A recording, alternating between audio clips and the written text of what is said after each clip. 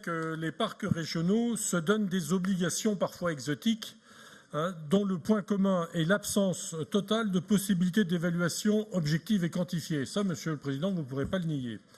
C'est la raison pour laquelle nous proposons que chaque année figure désormais dans l'annexe 3 évaluation un rapport économique chiffré indiquant la démographie, le chiffre d'affaires des entreprises basées dans cette région, les fermes, les scieries, etc., du parc.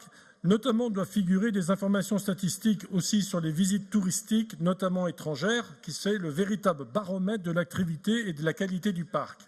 Lorsque j'ai proposé en Assemblée générale la création, pour commencer, d'un simple site Internet valorisant le parc, d'un point de départ élémentaire de cette approche, le conseil d'administration a refusé tout net au motif que le PNR n'est pas une agence de voyage. Autrement dit, c'était sale, si vous voulez, de leur point de vue. Traduisant ainsi le refus de toute forme de confrontation au réel. Un PNR participe au rayonnement de notre région. C'est un outil de préservation et de valorisation durable de ressources naturelles et culturelles au bénéfice de tous. Ce n'est pas une chapelle de l'entre-soi avec l'argent des autres.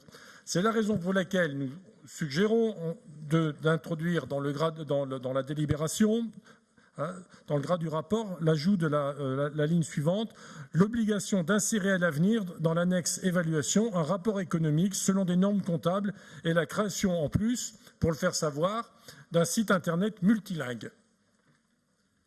Parfait. Merci beaucoup, Monsieur Dessiès. Monsieur Fournier.